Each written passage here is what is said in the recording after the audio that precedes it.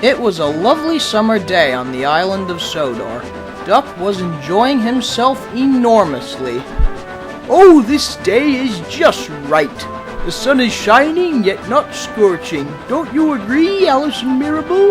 Yes, indeed. He arrived at Tidmouth Halt, where Oliver was about to head the other way. Ah, I see you're giddy about the weather again. It's just perfect, my dear Oliver. Not a cloud in the sky.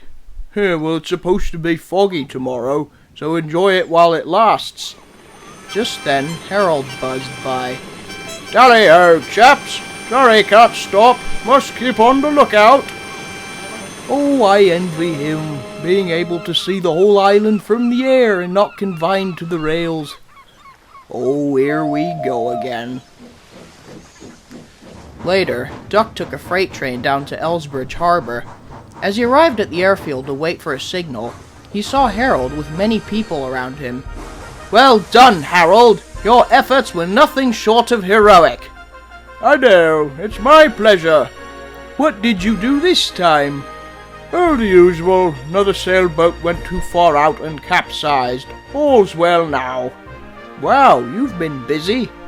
I always am. Always on patrol, must answer the call. H is for Harold and hero. I'm the saviour of the Sudric people. Oh, I wouldn't quite say that. We engines have our roles too, so do the road vehicles and boats. Oh, your railway is very nice, Duck, but you can only go where the rails go. Not very efficient in an emergency, if you ask me. Don't listen to him, he's boasting again. And besides, who won the race? Oh, he's got you there, Harold. What an airhead. But Duck had always been fascinated with air travel. Airplanes and helicopters seemed to have the best view of the world of anyone. Duck would often get his head up in the clouds, which could sometimes annoy the others, like Percy. Later that day, the weather changed. A thick fog rolled in from the ocean. It was in full blast as Duck arrived with his late afternoon train in Arlesborough. It's never gotten foggy at this time before. I know. Feels like an omen or something. That must be Harold. Well, I can definitely hear him, but there ain't a glimpse of him in sight. It's hard enough seeing you. Of course, Harold can just fly above the fog. He's got so much freedom to go wherever he likes. Oh, I do wish I could travel by air for once. So much more useful. Rubbish! How so? Well, for one thing, Harold can help a lot more people than we can. He's always getting praised as a hero. There's not much us engines can do to be heroic on the rails. That's even more rubbish! I think you've forgotten that time you took the injured sailor to hospital back in '92. Oh yes, I did forget. We may not be able to take off into the air and immediately come to the aid of everyone, but we do have our uses. Duck felt better.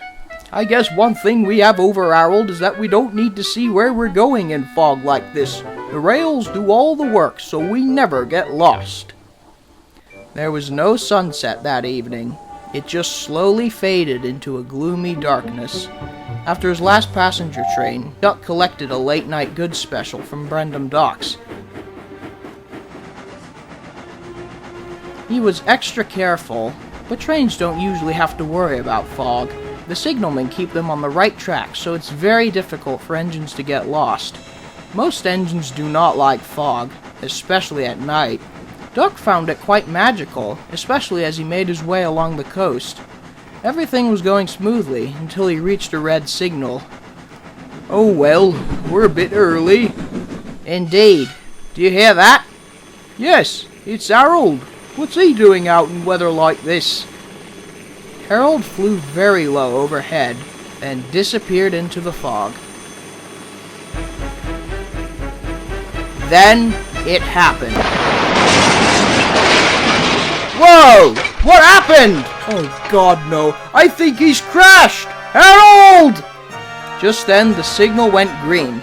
Duck raced off as fast as he could. But he didn't get far before his driver slammed on the brakes.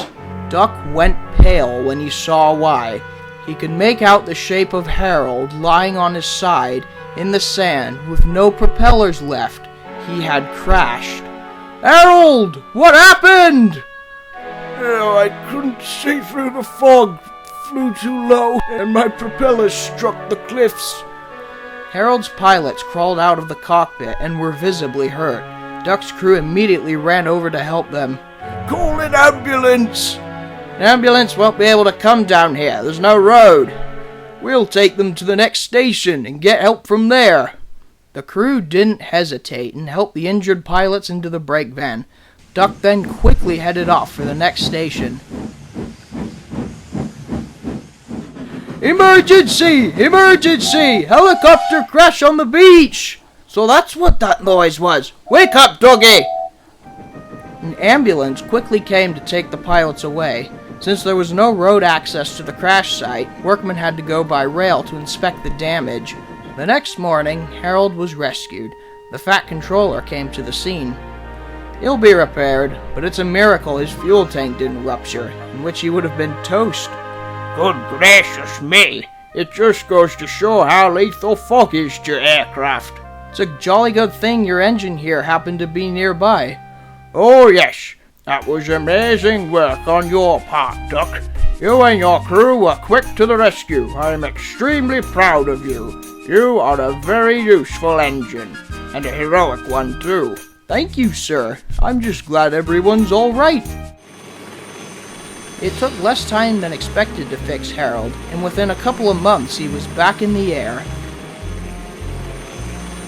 On his first day back, he landed at Arlesborough to speak to Duck. I cannot thank you enough for helping to rescue me and my crew.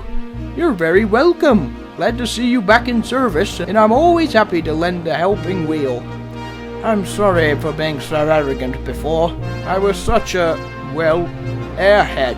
You really did show me that railways can be just as useful in an emergency, especially when the air is not an option, like I should have realized when I flew that night. But if we work together, any form of transport can be the savior of the Sudric people.